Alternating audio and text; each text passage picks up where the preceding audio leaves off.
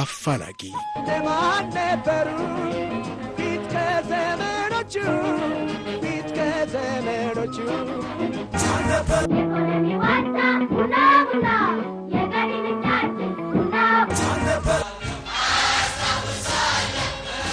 አፋላጊ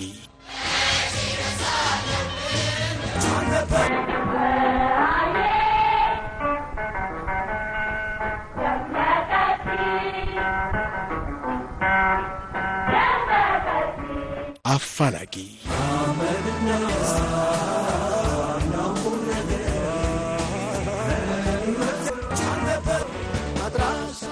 ሰላም ጤና ይስጥልን አድማጮቻችን እንደምን ቆያችሁ ከኤፍኤም አዲስ 97.1 አፋላጊ ፕሮግራማችን ተጀምሯል አፋላጊያችን ባለፈው ሳምንት በክፍል 1 ከቀድሞው ማረሚያ ቤቶች ዘፋኝና በአሁን ላይ በመንፈሳዊ አገልግሎት ወይም በዝማሬ ላይ ካለው ተፈራ ነጋሽ ጋር ቆይታ አድርገን ነበር ብሔራዊ ውትድርና ነበር 78 ትምህርቱን አቋርጬ ማረሚያ ቤት ተቀላቀልኩ በወታደርነት 3 ወር ሰርቻለሁ ጥበቃ በአንዳንድ ቦታዎች ዘፈን የመስፈን አጋጣሚ ነበር ሰዎች የሚዘፍኗቸው ለምሳሌ ተነሳ ተራመድ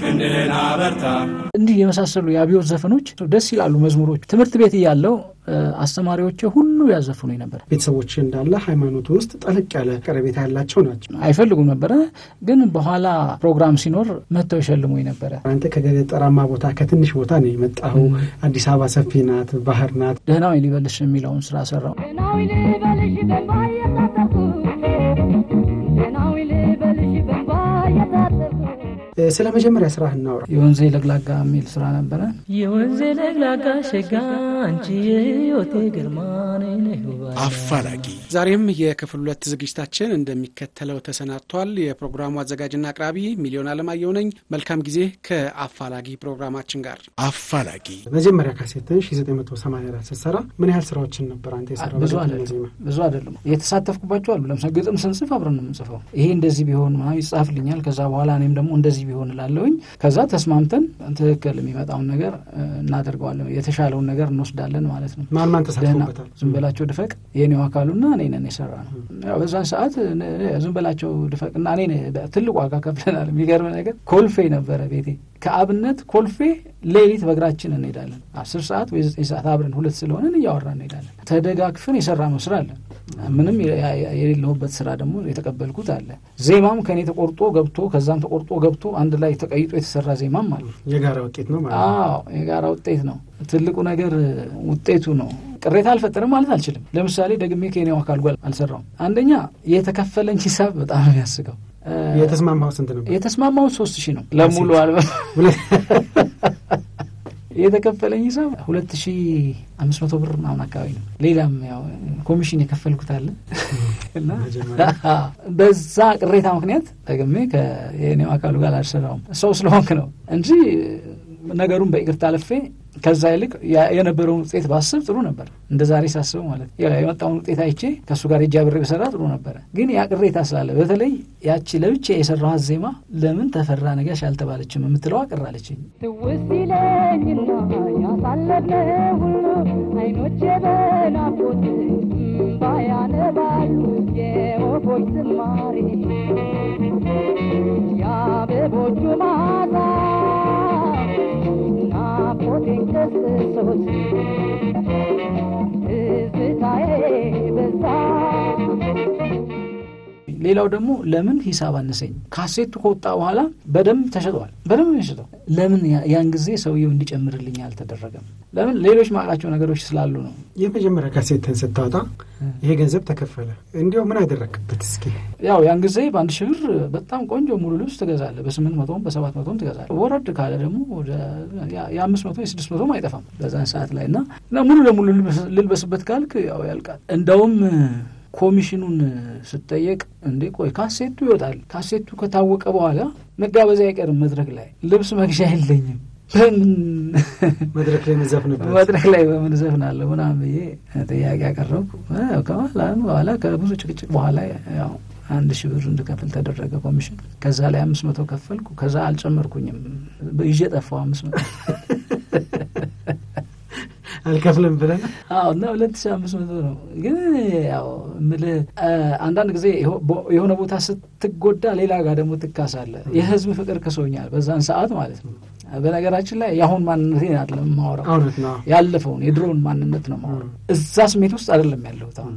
ይሄ ቂምም የለብኝ ቅሬታም የለብኝ። በአሁኑ ሰዓት ሁሉ ነገር ተፈቆ እና አሮጌው ነገር አልፏል። አሁን አፋላጊ ወደ ሀረር እንዲሄድ ያደረገኝ የነ ደራርቱ ድል ነው። ደራርቱና ኃይሌ ባርሴሎና እዛ እነ ደራርቱ አሸንፈው መጡና ሀረር ፕሮግራም ተዘጋጀ ስቴዲየም ውስጥ አቀባበል ተደርጎላለ ሽልማት ለምና እነሱን አፕሪሼት ለማድረግ ኒያላ የሚባል ባንድ ነበረ። ከነሱ ጋር ነው እዚህ ልጅታ ጋር በዛው ራስ መኮንን የሚባል አዳራሽ አለ። ለመጀመሪያ ጊዜ መድረክ ላይ የዘፈንኩት እዛ ነው። ደህና ይልበልሽ እና ይገርም ነበር። እኔ ልክ ሀረር እንደገባው እንግዲህ ያው ስጋቱ አለ። ስራውን ያሳወቀው 120 ነው 120 መዝናኛ ማለት ነው። እነ ሰለሞን አስመላሽ እነሱ ናቸው። እንግዲህ በቴሌቪዥን ስለታየ በቀጥታ ሀረር እንደደረስኩ አንቴና ነበር ማየው። ተሰምቶ ይሆን ማለት ነው ታይቶ ይሆን ነው እና አንቴናዎች ምናምን ሳይሆ እዚህማ በቃ በደንብ ታውቋል ማለት ነው አልኩኝ። አዳራሹ ውስጥ ገባ።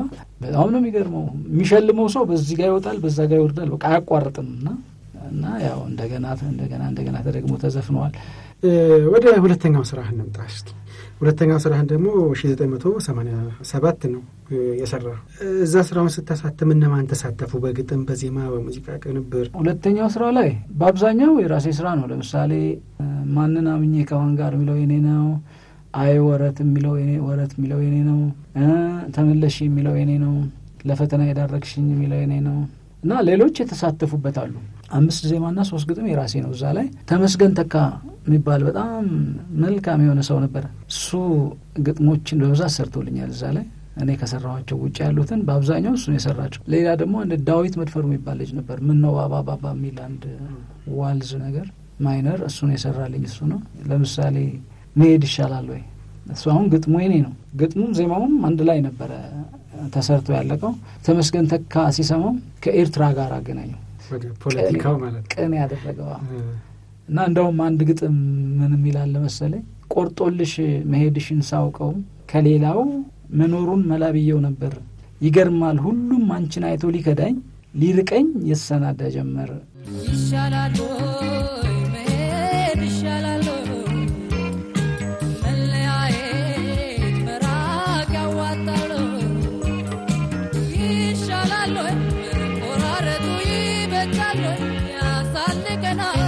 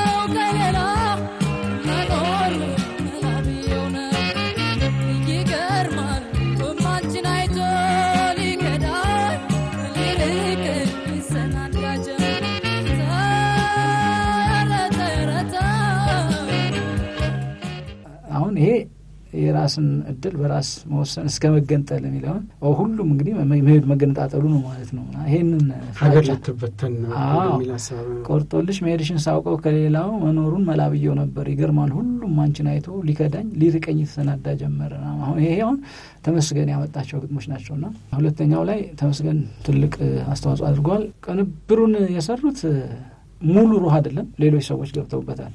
ጆቫኒ ነበረ። ጆቫኒ እኮ ጋሽ ዳዊት ነበረ። ዳዊት ይፍሩ ነበረ። ድራም ኤልያስ በቀለ ነው የሚባል ድራመር ነበር። በጣም ጎበዝ በፊት የነበረ ማለት ነው። እሱ ነበረ። ከዛ ያሬድና አንድ ደግሞ ሌላ ሳክስፎኒስት አለ ክብረት ዘኪዮስ። አንዳንድ ሰዎች ምን ይላሉ? ተፈራ ነጋሽ ያኔ በሰራቸው የዘፈን ስራዎች ውስጥ የሚያነሳቸው ሀሳቦች ይሄ መሄድን፣ መለያየትን፣ ይበዛሉ፣ መሰናበትን ይበዛልና ምናልባት ከራሱ የህይወት ታሪክ ጋር የሚያገናኘው ነገር አለ ወይስ የሚያየው ሁኔታዎች ናቸው ይሄን እንደዚህ አይነት ስሜት የፈጠሩበት ወይስ ሌሎች ገጣሚያን የሚሰጡት ዘፈኖች ስለሆኑ ነው እንደዚህ አይነት ሐሳቦች የሚነሱት የሚል ጥያቄ ስለደረሰኝ ነውና ከዘፈኖች ውስጥ በእንደዚህ አይነት ስሜት ውስጥ ያለፉ ዘፈኖችን የተወሰኑትን ቆረጥ አድርጌ አዘጋጅቻለሁና አንተ ሌላ ሐሳብ ካለው ደግሞ ልክ እንደቀድሙ የቀድሙ ይሻላሉ የሚለውን ከኤርትራ መገንጠል ጋር ተመስገን ተካ ያይዞታል ብለሃል በዛ ስሜት ውስጥ ያሉ ከሆኑም እንዲህ በዝርዝር ታስረዳናለህ ለማንኛውም ግን እንደዚህ መለያየት ላይ ሄደችብኝ የሚሉ ሐሳቦች ላይ ያሉ ዘፈኖችን የተወሰኑትን ቀንጨብ አድርጌ አዘጋጅቻለሁ እሱን ላስደምጥህ ምንም አንዴት ብዬ ብኖር ያምርብኛል ጎዳና ጉዞናችን ወስዶብኛል እስቲ መለስ በይ መራቃይ በጅምጤ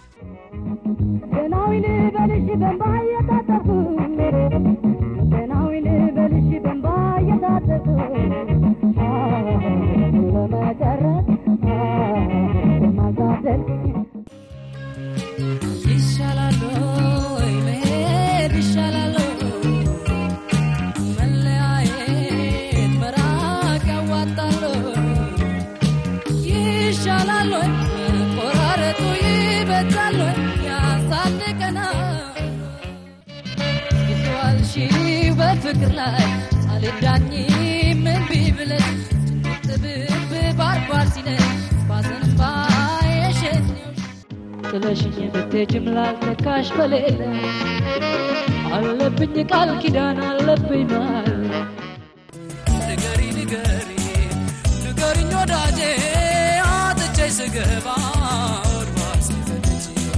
ዘፈኖች ይሄን ይመስላሉ በጣም ይገርም እኚህ ዘፈኖችን ያዘጋጇቸው ቀደም ብዬ ካነሳሁት ሐሳብ ጋር ስለሚሄዱልኝ ነው በርግጥ ብዙ ዘፈኖች አሉ ረዘም ስላለብኝ ለማሳጠር ሞክሬያለሁ ሁለንተናዬ ምን ነው ቀዘቀዘ ተቀጣው አትጂብኝ ተመለሺ ዘንድሮ በደልሽኝ ደናሁኝ እንዴት ልርሳት ይሻላል ወይ ትዝታሽን የሚሉና ሌሎች ዘፈኖች እንደዚህ አይነት ስሜት ውስጥ የሚከቱ ናቸው ከመለያየት ጋር የዛ ሐሳብ ያነሳሁት ለምንድን ነው ብዙ ናቸው ብዬ ስላሰብኩ ነው በርግጥ ጥበብ ነው ጥበብ ግን በቁዘማ ውስጥ ሆኖ ሰውን ማዝናናት ነው አይደል በዛ ውስጥ ሆኖ ማዝናናትም አለ ግን ለምን ብዙ እንደዚህ አይነት ዘፈኖች በጣም የሚገርም ነገር አሁን ስሰማ ለኔም ገርሞኛል እኔ ራሴ የሰራኋቸው ስራዎች እዚህ ውስጥ የራሴ ሐሳቦች መሄድ ይሻላል ወይ ነው ተመለሽ የኔ ነው አሁን መሄድ ይሻላል ወይ እንዳልኩ ነው መሄድ ይሻላል ወይ ከኤርትራ ጋር የተገናኘ ነው እንደገና ሌላም ያንድ ሰው ታሪክ አለበት ወደ አረብ ሀገር የሄደችበት ሰው ነበርና እና ታሪኩን ስለማቅ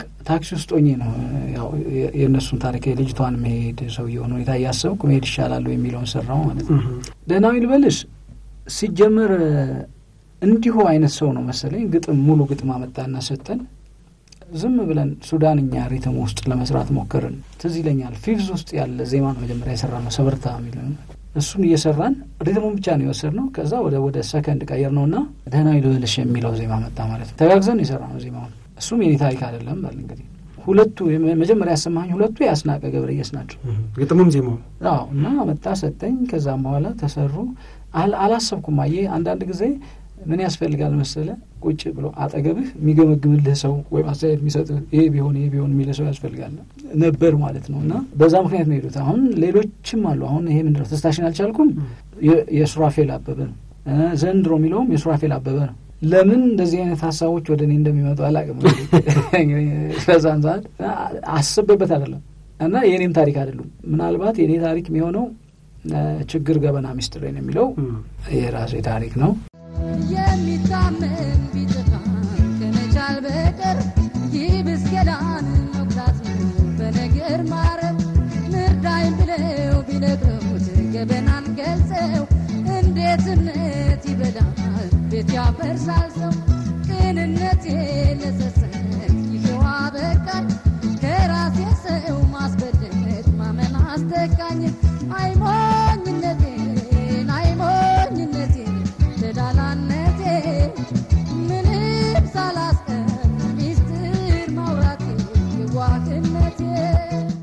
ታወሰኝ ልጅነት መጀመሪያ አልበም ላይ ያለው ያልኩህ እሱ አሁን የራሴ የልጅነት ታሪኬን የልጅነት ፍቅሬን ነው እዛ ላይ የጻፍኩት። ትውስ ይለኝና ያሳለፍነው ሁሉ አይኖቼ በናፍቆት ባያነባሉ የወፎች ዝማሬ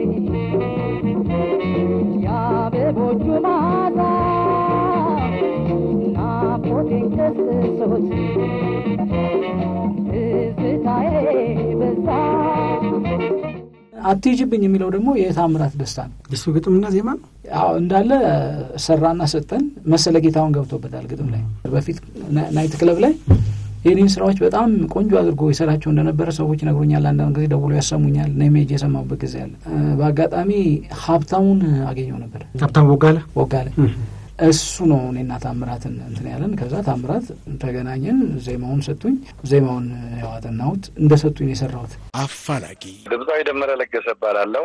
ተፈራ ነጋሽ ማረሚያ ቤቶች ኦርኬስትራ ውስጥ እነሱ ከኮልፌ ከሙዚቃ ማሰልጠኛ ሲመለሱኛ ደግሞ ከሌልቱ ወታደራዊ ማሰልጠኛ መጣንና ቃሊቲ ካምፓስ የሙዚቀኞችና የስፖርተኞች የነበረበት ነደራርቱ የነበሩበት ነጌጤዋሚ የነበሩበት ስፖርት ክለብ የማረሚያ ቤቶች እዛ ካምፓስ ነበር። እዛ ካምፓስ ነው የተገናኘነው። ተፈራ ነጋሽ በሀገራችን አሉ ከሚባሉት ዘፋኞች አንዱ ነው ብል አላጋንንም።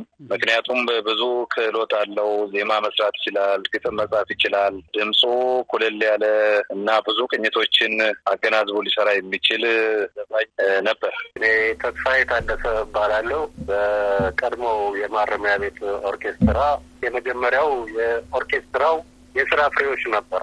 እኔ በወቅቱ ከኦርኬስትራው ጋር ተቀላቀል የመድረክ መሪ ሆኜ ተቀላቀልኩኝ። በድራማና በድርሰት እንደዚሁ ተሳትፌያለሁ እና ተፈራ ትሁት፣ ጨዋ፣ ሰው አክባሪና እንዲሁም ከጓደኞቹ ጋር ተግባቢ በያዘው የሙያ ስራ በጣም አክባሪ ነው። ጆሮ አለው።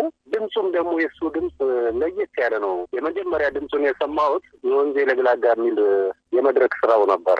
ተፈራ በእውነት ለድምጻዊ የተፈጠረ ነው። አፋላጊ እኔም ከሱ ብዙ ያገኘኋቸው ነገሮች አሉ። ለእኔ አርአያ ሆኖኛል። ለምሳሌ የሀገራችንን አራቱን ቅኝቶች በደንብ አጣጥሜ እንዳውቅ አድርጎኛል። ዞሮ ግን ከዚህ ከሙዚቃ ዓለሙ ወደዛ በሚሄዱ ያው የራሱን ፍላጎት ባከብርም በአንድ ጣሪያ ላይ አንድ ስንደዶ መምዘዝ ቢቻልም ግን የእሱ አይነት ሰዎች ብዙ ያጣናቸው ሰዎች አሉ። ሙዚቃ ውስጥ ቢኖር የበለጠ ለሀገራችን ጥሩ ነገር ያደርጋል ያስባል። በዚህ በሙዚቃው ዓለም ውስጥ ከፍ ያለ ደረጃ ያደርሰዋል። የሙዚቃውን የድምፃውያንን ምርታ ከፍታ በሱ በኩል አገኘዋለሁ የሚል እምነት ነው የነበረኝ። ግን እንዳሰብኩት አልሆነም። አፋላጊ ከባንዶች ጋር ስለነበረ ቆይታ እናወራ እስኪ። ከአክሱማይት ባንድ ጋር በሂልተን ሆቴል የመስራት አጋጣሚው ነበረክ። ከዛ ባለፈ እስኪ ከምን ባንድ ጋር ሰርተሃል? ከአክሱማይት ባንድ ጋር በሂልተን የነበረ ቆይታስ ምን ይመስላል? ልክ ስራዎቼ እንደታወቁ መጀመሪያ ባንድ ውስጥ የገባሁት አክሱማይት 85 ዓመተ ምህረት ነው የገባሁት። ወደ መጀመሪያዎቹ አካባቢ ማለት ነው። ዳዊት ጽጌ አለ፣ ጸጋዬ ሸቱ አለ፣ እንደገና ደረጀ የሚባል አለ። ሼር ኦርደሮች ናቸው እነዚህ። ሌላ ደግሞ በህይወት የሌለ አሁን ከበዳጃው የሚባል ነበረ። ሌሎችም ሰዎች አሉ። በፊት መሰራው ከተማ ቤት ነው። ሂልተን በሩም ላይ ደርሻለ። ከዛ በፊትና አንደኛ በሙያዬን ማሻሻል ችያለሁ። በዛ ሰዓት ያለኝን አቅም ማዳበር ችያለሁ። ከባንዱ ጋራ ከነሱ ልምድ ወስጃለሁ። ምክንያቱም እነሱ ቀድመውኝ የነበሩ ናቸው። በጣም ብዙ ጊዜ ሰርተዋል። ሌላው ደግሞ የሙያ ዲሲፕሊን የሚባሉ ነገር ማለት ከገጠር ስትመጣ ይዞ የምትመጣ ነገር አለ። ራሱ የሆነ ባህል አለው። ከተማ ጋር ስትመጣ ባዕድ ነው የምትሆነው። አይናፋል ትሆን ትችላለህ። አንዳንድ የማይገቡ ነገሮች ይኖራሉ። ብዙ የምንማራቸው ነገሮች አሉ። በነገራችን ብዙ የምንለወጣቸው ነገሮች አሉ እና እኔም በብዙ ነገር ከአክሱማይት ጋር ስሰራ በብዙ ነገር ተለውጫለሁ። ብዙ ስራ ይይዙ ነበር። ሰርግ ይሰሩ ነበር። ሰርግ አብሬያቸው ሰራ ነበር። ኮንሰርት ምናምንም ይኖር ነበረ። አንዳንድ ጊዜ ክፍለ ሀገር የምንወጣ ነበረ። በጣም መልካም ጊዜ አሳልፌበታለሁ። በተለይ ሙያዬ ብቃት እንዲኖረኝ በሙያዬ 5 ዓመት ነው የሰራ ነው። በአክሱማይት ባንድ ብቻ ሌሎች ባንዶች ላይ አልሰራም። ሌሎች ባንዶች ጋር እንዲሁ እየተጋበዝኩ ሰርቻለሁ። ጋሽ መሐሙድ ጋራ እስራኤም ባንድ የተወሰነ ጊዜ ሰርቻለሁ። ኤክስፕረስም የጋበዙኝ ሰራ ነበር። ሰርግ ምናምን ላይ ፖሊስ ሰራዊት ከነሱ ጋራ ብዙ ሀገር ዞረናል። ክፍለ ሀገር እየሄድን ማለት ነው። ራሚድ የሚባል ባንድ ነበር እዚህ ሜጋ አምፊ። እዛም ብዙ ጊዜ ሰራ ነበር። ከሌሎች ባንዶች ጋርም ብዙ ሰራው ስራል። በስራዎች ከሀገር የመውጣት አጋጣሚ ነበረ? አዎ የት ሄዳል? አውሮፓ ብዙ ሀገር ሄጃለሁ። እንግሊዝ፣ ጣሊያን፣ ሆላንድ፣ ስዊድን፣ ጀርመን፣ እስራኤልም ሄጃለሁ። ስዊዘርላንድ ደግሞ ቀረብ ሲል አስመራ፣ ጅቡቲ፣ ኬንያ፣ አረብ ሀገር ደግሞ ጅዳ፣ ሪያድ ስፔሻል ፕሮግራሞች ነበሩ። ደማ የምትባል ቦታ፣ ባህሪን፣ ዱባይ እና እዛዛ ያው እንትን ብለናል። ከዛ በኋላ ያው ሌሎች ሀገሮች ምናምን እንደ ካናዳ ምናምን ደቡብ አፍሪካ ምናምን የተለያዩ ቦታዎች ሄጃለሁ። አሁን አፋላጊ ከስራዎች ውስጥ በጣም ደስ የሚሉኝ ሀሳባቸው በጣም ገዢ የሆኑ ሀሳቦች አሉ። እንደው ገዝፈው የሚወጡ ሀሳቦች ልበላቸው። ሌሎቹም ጥሩ ሆኖ ግን አንዳንድ ጊዜ የሚገዝፉብህ አሉ። በዛን ጊዜ በዛ ወቅት የዘፈንከው ዘፈን ከአሁኑ ወቅት ጋር ስታመነጻጽራቸው እንታስባቸው የሚያደርጉ ነገሮች አሉ። ኢትዮጵያ የሚለው ዘፈን አለ። ከዛ ባለፈ ግን እጅግ በጣም የሚገርም የሆነ ስራ በጎ እንስራ የተሰኘ ዘፈን አለ። ለምድራችን በጎ እንስራ፣ መልካም እንስራ፣ ይሄ ምድር ኃላፊ ነው የሚል ሀሳብ አለው እና እስኪ እነዚህ ዘፈኖች እንዴት ተሰሩ? በተለይ በጎ እንስራ አሁን ካለው ሀገራዊ ነባራዊ ሁኔታ ጋር ትንሽ የመቀራረብ ስሜት አለው ነው። በትክክል እሱ እየታሰበ ነው። ያን ጊዜም ችግሩ ነበረ እኮ ያኔም ትንሽ አለመስማማት ነገር ነበረ። ማለት ያለመተማመን ያለመስማማት ነገር አለ። የሚያስፈሩ ነገሮች ነበሩ። እውነቱን ለመናገር ከሆነ መጀመሪያውኑ ሰው ይሞት ነበር እኮ የተለያየ ቦታ ላይ ደስ ማይሉ ነገሮች ነበሩ። ትንሽ ጭካኔ ነገር ስለነበረ ኢህአዴግ ከገባ በኋላ ማለት ነው። በትክክል የሚያስፈሩ ነገሮች ነበሩ፣ ደስ ማይሉ ነገሮች ነበሩ እና እነሱን እያሰብኩ ነው የሰራሁት መስሎ። ግጥምንም ዜማውም ያንተ ነው ይሄ በጎ እንስራ የሚለው ዘፈን? እኔ እንጃ ትዝ አይለኝም ነው ሳይሆን ይቀራል። ረስተኸዋል? ምናልባት ተመስገን ይኖርበት ይሆን አላውቅም፣ እርግጠኛ አይደለሁም። ረስቼዋለሁ። ይህ ዘፈን ለአድማጮቻችን ከስቱዲዮ ጋብዛለሁ። በጣም ሀሳቡ ግዙፍ የሆነ ሀሳብ የሆነ የተነሳበት ስለሆነ ነው።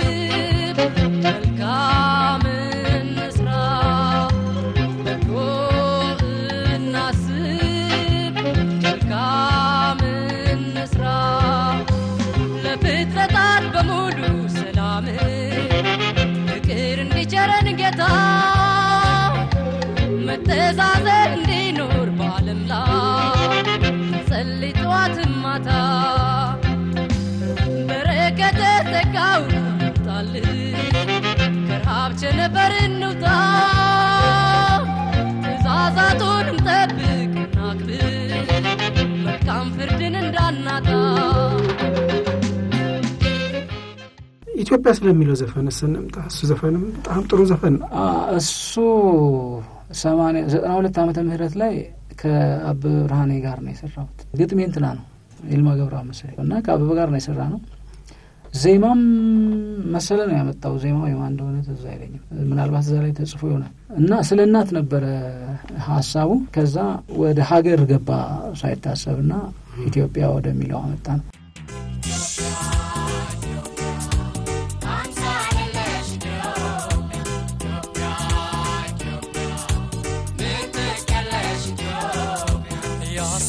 ሻንሳይ ጮራሽ ደምቆ ሲታይ በምድር የጥበባት የእውቀት ጎነሽ ኢትዮጵያ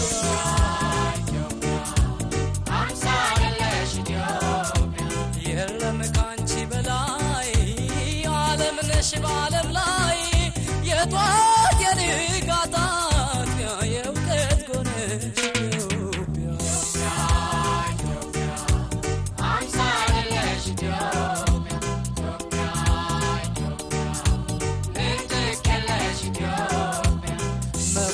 መመኪያነሽ የኛው ሀገር ትበልጭብናለሽ ከሁሉም ነገር ምንጭሽ ጥልቅ ዓለም ነው የዘላለም ተስፋ ምንጊዜ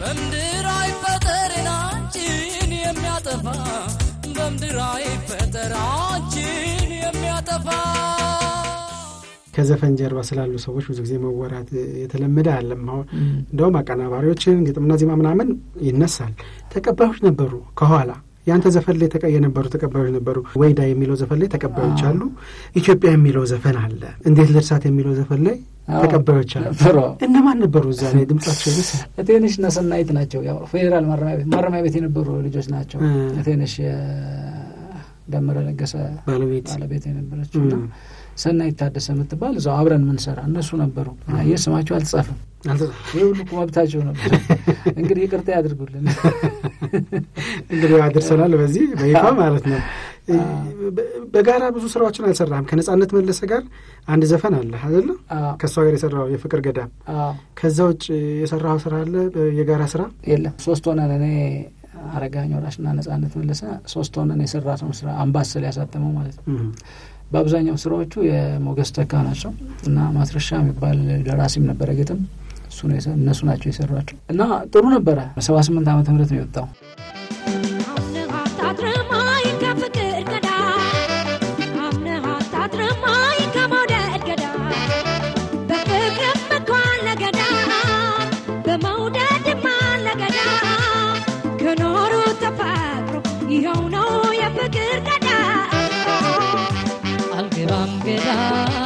አልገባም መቻልኩኔ አገር ይብረት ለኔ አንቺው ነው መባከኔ በመውደድ ምን ጎደለብሽ ከኔ ሌላ የተነጋገርነው ነበር ከብርቱካን ዱባለ ጋራ ልንሰራ ተነጋግረን ነጋሪት ሙዚቃ ቤት ሰውየው ወዴት እንደሄዱ አላውቅም ማለት ቃብዱሉ በልተናል ምን ብለናል ስራው ሳይሰራ እኔ ስራውን ትቼው ወጣው እዳለብኝ እንግዲህ ባድራሻቸው ካሉ መነሳሉ እሺ ወደ ማጠናቀቁ እየተቃረብን ነው አድማጮቻችን ኤፍኤም አዲስ 97.1 ነው የተከታተላችሁ የምትገኙት ፕሮግራሙ አፋላጊ ነው ከቀድሞ ዘፋኝ ካሁኑ መንፈሳዊ ህይወት ላይ ካለው ከተፈራ ነጋሽ ጋር ቆይታ ያደረግን ነው የምንገኘው ሐሳባችን ወደ ማጠናቀቁ እየሄድን ነው ተፈ ወደ መጨረሻው ጊዜ አካባቢ ልምጣ ከዘፈን ለመውጣት እንዴት ነበር የወሰንከው ውሳኔውስ ምን ነበር የተሰማ ስሜት ወቅቱ ከባድ አልነበረም ወይ ጥበብ ከባድ ነች አይደለም ይከብዳል በአንድ ጊዜ የሚወሰን ውሳኔ አይደለም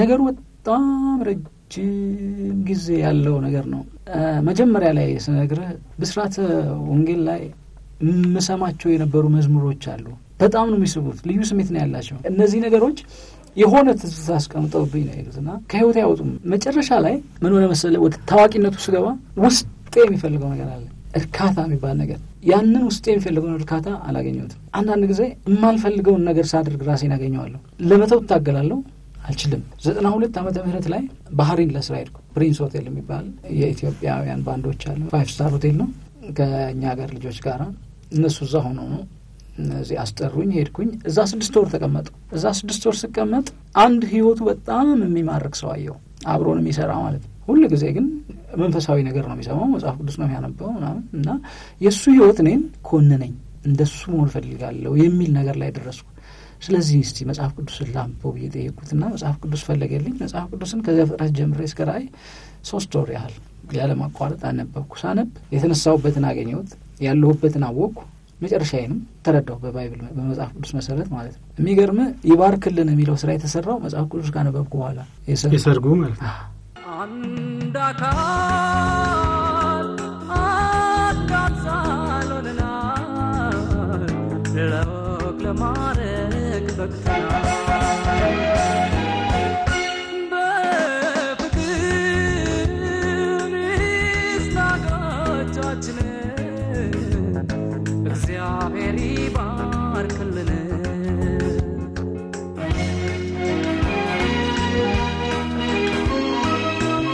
ይባርክልን አሁን እኔ ዝም በየስብሰባ መዝሙር ነው የሚመስለኝ እሱ እና እየተንሸራተትኩ ነበር ሳላቀው ለካ ወደዛ እየተንሸራተትኩ አሁን የመጨረሻ ስራ ብዬ የ92 ዓመተ ምህረት ካሴቴ በነገራችን ላይ ያለው በጣም ተበላሽቶብኛል ጥሩ አልነበረም 94 ላይም ደገምኩት አንድ ላይ ምን ያህል ካሴት 4 ካሴት ማለት ይበልጣል ወደ 5 ምናምን አካባቢ ነው መሰለኝ እና እነኛ ነገሮች ሲበላሹ አሁን በሙሉ ልብ አይደለም ሰራ አንደኛ በሙሉ ልብ አይደለም ሌላው ደግሞ ቸኩላሉ ቶሎ ሌላም ፈራው ነገር ነበር ኤችአይቪ ያዘኝ ሁሉ ይመስለኝ ነበር ፈራ ነበር ቶሎ መሞት ነበር ይመስለኝና ለልጆች የሆነ ነገር ማስቀረት አለብኝ ያልኩ ቸኩላለሁ። በቸኮል ቁጥር ስራ ይበላሻል። 95 አካባቢ ባርክልን ሰራው 96 ጀምሮ ሙሉ አልበም ሰርቼ ነበር። ብዙ የሰርግ ዘፈኖችን ሰርተሃል? የሰርግ ዘፈኖች 95 ነው። ከ96 ጀምሮ የመጨረሻ የብዬ የሰራውና የጨረስኩት ስራ ነው። ከመሰለ ጌታውን ጋር ነው የሰራነው እና ስራው ተሰርቶ አለቀ። እሱን ስራ ይዤ ያለ መጨረሻ ላይ ግን ያንን ስራ ሳልሸጥ የምወስንበት አጋጣሚ መጣ። መወሰን እንዳለብኝና ማቆም እንዳለብኝ ገባኝ። 96 ስራው ያለ ስራ ሳይታሰብ ከ98 ጀምሮ እስከ 96 እስከ 98 ነው የሰራው። በጣም በጥንቃቄ በሁለት ዓመት የተሰራ አልወጣም ዘፈኑ አልወጣም። አሁን ያንን አልበም እኔ ማላገኝበት ስፍራ አስወገድኩት። ከኔ ክልል አስወጣሁት። አፋላጊ በጣም ማልችለው ነገር ቢኖር ከኢትዮጵያ ውጪ መኖር። ምንም የሚመች ነገር ቢኖር ሌላ ሀገር ረጅም ጊዜ መኖር አልችልም። ለረጅም ጊዜ የኖርኩት እንግዲህ አረብ ሀገር ነው 6 ወር። እዛ 1 ወር ነው ካናዳ የቆየሁት። በጣም የሚመች ሀገር ነው፣ የሚማርክ ሀገር ነው። ምንም አይነት ስራ ሰርተህ የምትኖርበት ሀገር ነው። ስራ እስከምታገኝ መብላት መጠጣት እና መልበስ መብትህ የሆነበት ሀገር ነው። መንግስት ይሄን ያሟላል። ነገር ግን እዛ መቅረት አልቻልኩም። በቃ በፍጹም አልችልም።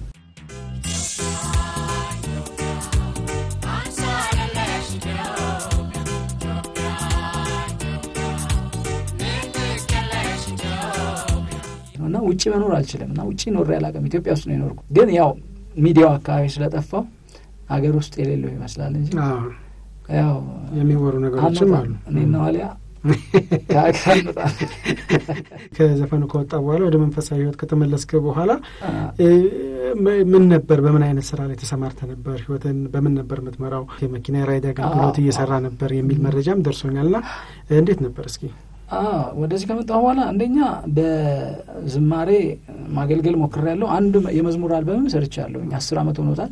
ባለውለታዬ የሚል አልበም። በነገር ላይ ዘፈን ላይ ባለውለታዬ የሚል አለ። ባለውለታዬ የሚል አለ። ከዛ ደግሞ የተለያዩ ማገኛቸውን ስራዎች ሁሉ ሰራለሁ።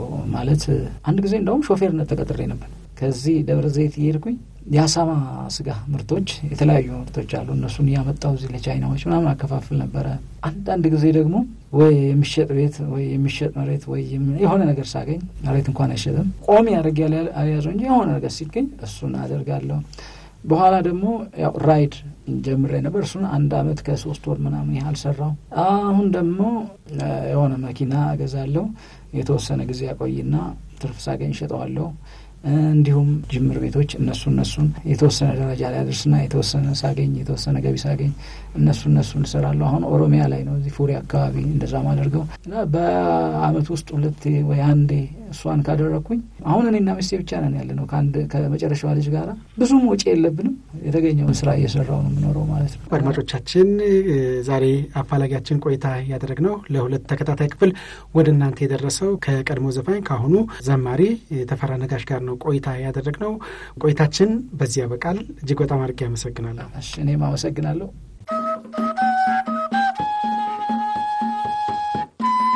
አፋላጊ ለማነበሩ ፊት ከዘመኖቹ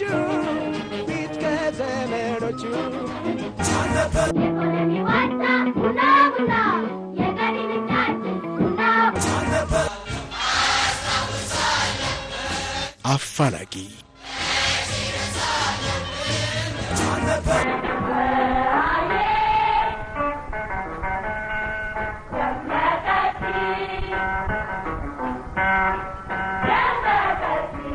አፋላጊ